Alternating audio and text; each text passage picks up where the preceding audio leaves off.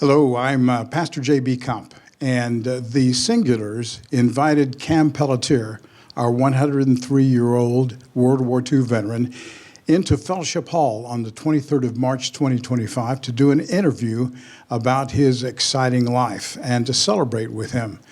We had some challenges during the recording of that, so we're back in the Fellowship Hall right now on Monday, the 7th of April, 2025, to complete that interview with Cam Pelletier. But just briefly, an interview of Cam must start with an understanding of the fact that he was born on January of 1922, making him just over 103 years old.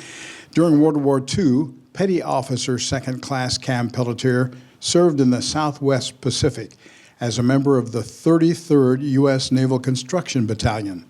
Pelletier's unit was awarded the Presidential Unit Citation and the Navy Unit Commendation Medal after completing the construction of 3 new airfields with support facilities, including forward operating hospitals from Guadalcanal to Peleliu under sometimes very heavy combat conditions. We may find out a little bit about that and some other things about Cam Pelletier's life. Good afternoon, Cam. Good to have you back again. Thank you for your patience. Tell us about your earliest memories of life. What were your earliest memories that you can call upon? Well, I had an accident. My father was a home builder, and he had dynamite caps stored. And my brother and I broke into the cabinet. I took 2 caps out, hit them with a stone, blew a finger off. So now, when there's fireworks around, I stay away from firecrackers. Sounds like a good idea, Cam. Tell us, I don't think it's true that your first president that served under your early life was Abraham Lincoln, but tell us the first president that you remember being in office. Well, I remember Hoover very well, and I forget to be one previous to that. Very good. How old were you when you first realized that you were going to live longer than most of your peers? I believe it was when my older brother died. He was the last immediate family member, except myself. He passed away at 92. Then I realized I would probably live a little older. And it came to pass. What is the best thing about being 103 years old? Well, you don't have as many things to look forward to except be yourself, so to speak, and not worry about the past. You told me one time that all of your problems were behind you. Yes, they are. It makes for a good feeling because you're more relaxed, and everyone should be more relaxed at an older age. Accept life the way it is and do the best you can with it. Outstanding. What advice do you have for others who are watching this who might like to live to 103? What advice do you have to help them along the way? I'd say be patient with other people when they disagree with you, and make friends and be able to keep friends. Anything special you would advise about what to eat or what to drink? About what? Anything special you would advise about what to eat or drink to live to 103? I don't know. I know I live to be 103, and I don't know how much longer. If people would ask me for advice on to live longer and be yourself, that's all I can say. Well, tell us about what some of your favorite foods are. My favorite what? Foods? What do you like to eat? Spaghetti, steak once in a while, and all kinds of different things. I'm not fussy on eating. Moderation is the thing. I try not to overeat, and I'm not a fussy eater. And that makes it easy when I go shopping for food. Very good. Do you cook your own foods? Yes, to some degree, yeah. Yeah, good. Tell us, when you were growing up, what did you want to be when you grew up? I always wanted to be a contractor, a builder. My father was a home builder, and I wanted to be more in commercial, industrial construction.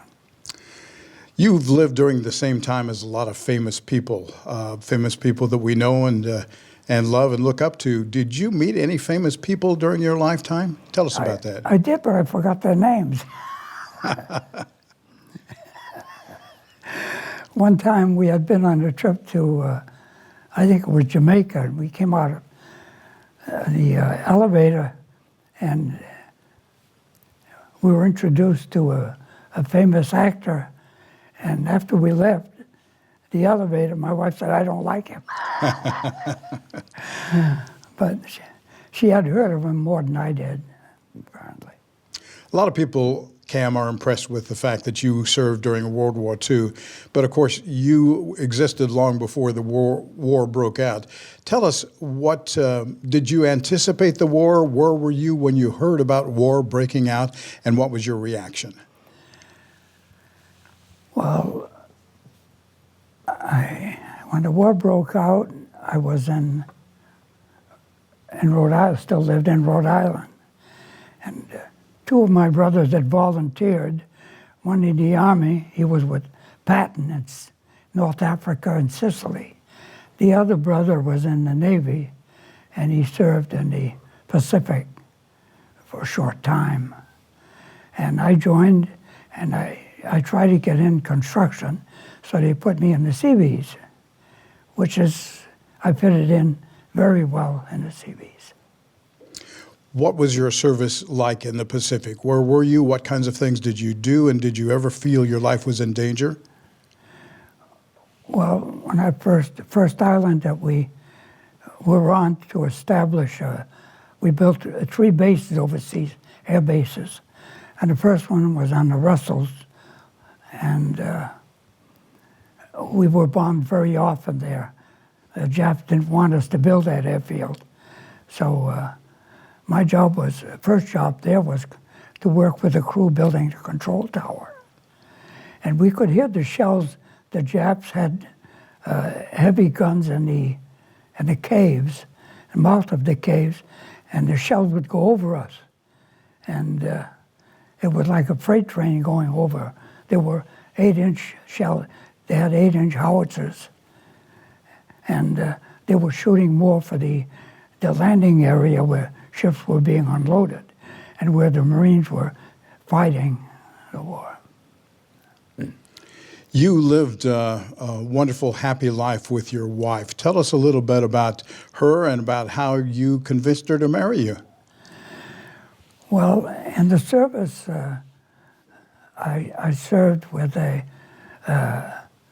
man, and after I got to know him, he said he had a niece that would like to have a pen pal. And I started to write to her, and after our work was done, we shipped back home. I went out with her a few times, we got married. And how many years were you married? Do you have a long, happy life? 65 years, yes. Wonderful. You had your own business for a long time. Tell us about how you got it started and what some of your struggles were. Well, when I first came out of the service, I worked in Blackstone, Massachusetts, where Boston Construction was building a bridge, and there was 0 weather for 2 weeks, and I quit. It was too cold. It was 0 weather for 2 weeks, and I went to work where they made truck bodies. Stayed there a year or two, and in Providence, Rhode Island, and from there I went to work for a contractor. And the reason I went to work for this particular contractor, I had 2 brothers that worked as carpenters for this company, and it was called Ideal Construction Company. And they built churches, St. Agatha,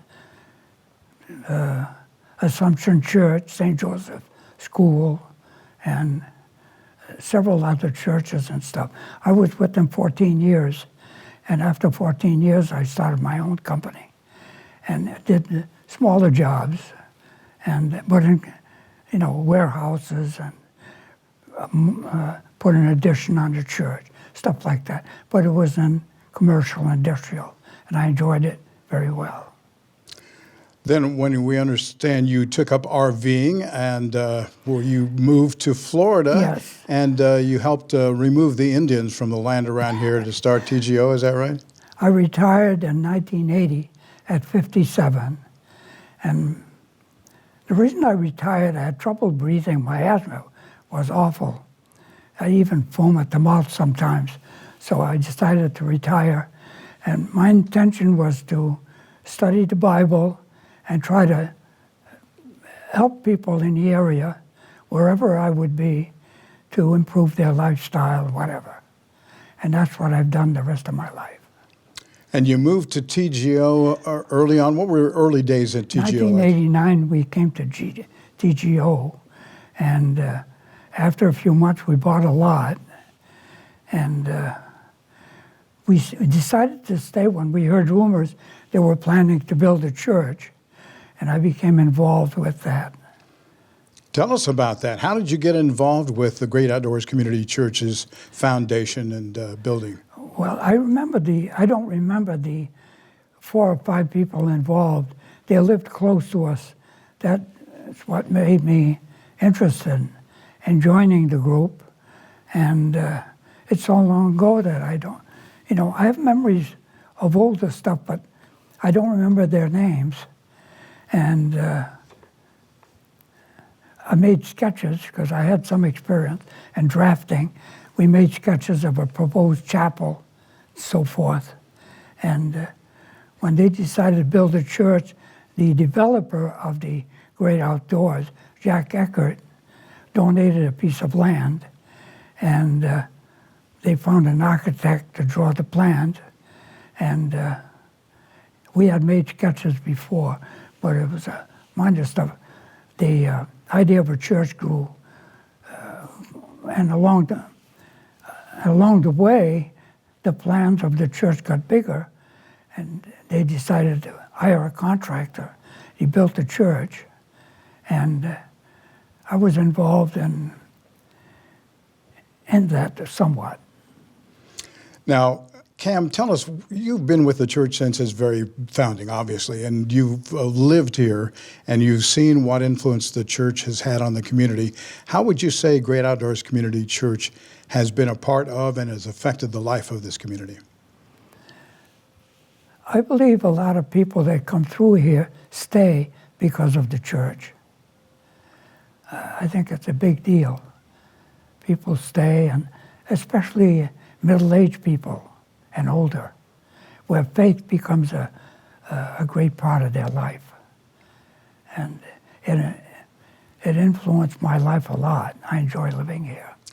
Well, you certainly have contributed a lot over the years to this church. Physically, you've built a lot of things, you refined and polished a lot of things in this church.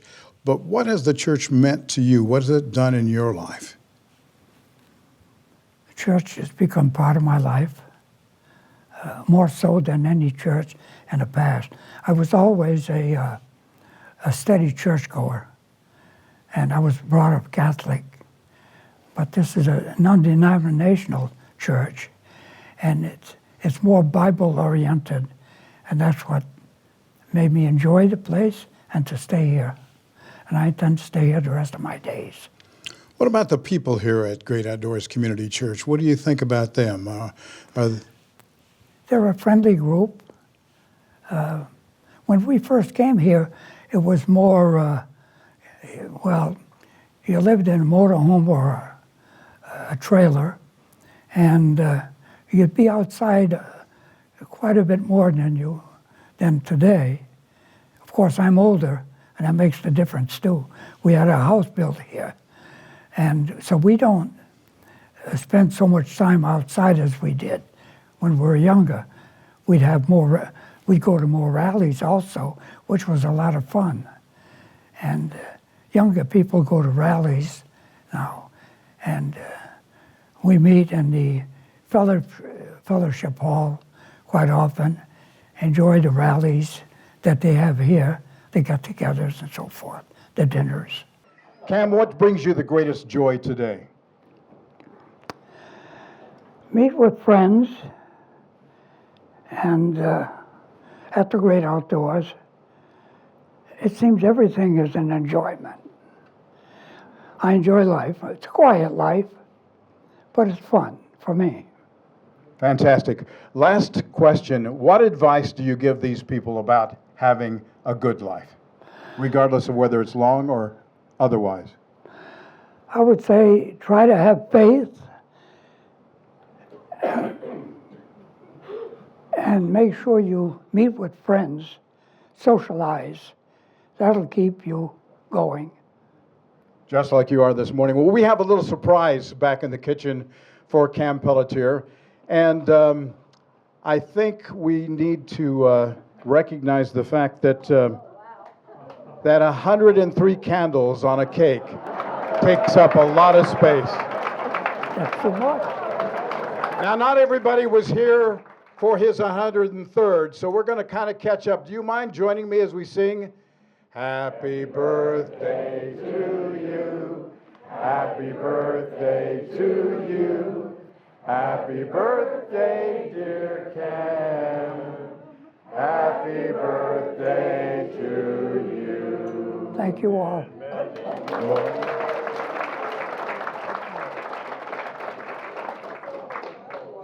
All right, you can help Cam and see if you can find him for a piece of that cake afterwards. We want to thank a lot of people who made this happen today. Certainly the hospitality committee. We want to thank Jill Turner, who made that beautiful cake this morning. Bill Severance and his band of merry technicians for putting this together. And we want to thank Dan Zahn, who's going to interrupt us right now, it looks like. Finally, our thanks to Cam Pelletier for letting us do this for him. Hey, listen, I got to tell you a little bit about Cam. I couldn't pass this up. Louder. Hold it close. I couldn't pass this up. I have to tell you a few things about Cam. You know, Cam is a very humble individual. But during the construction of this church, the second phase, Cam's responsible for enlarging all the area back behind where they do the videos and the sound and whatnot back there. He wasn't asked to do that. He just see that it was necessary, and he spent a summer taking care of those things for us. And then when the Memorial Garden wanted to have a gazebo, guess who was responsible for that? It was Cam. He and Roy Hathaway had a great time with that, didn't you? You had asked me, do you think we could do this? I said, if you can design it, we can build it. You're right. I had fun with Roy. After designing it, Cam and Roy would call me up and say, we have a few things we'd like to talk to you about. And I knew they didn't like exactly what I had done. And so they always seemed to have a better idea. He's a wonderful gentleman, very humble individual. And he has a lot to do. He built these cabinets back here that hold the bells. He has a lot to do with this church. This church is his home. And he's done so many different woodworking projects around here. Whenever we needed a little something done, it was always Cam that jumped in and finished them and took care of them for us. I'm glad you're 103. I hope you make it to 110. It's not up to me, it's up to the Lord.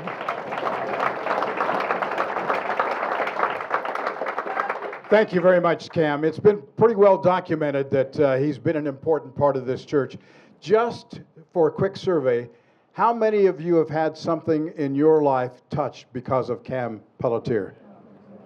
Look at that. Cam? Wow. You got rewards waiting for you, but there's the first one right there. Ladies and gentlemen, that's our special time with Cam. If you want to come up here and pass by and say thank you to Cam or shake his hand, get his autograph, or find out what Abe Lincoln was really like, come on up. Thank you for being here. God bless.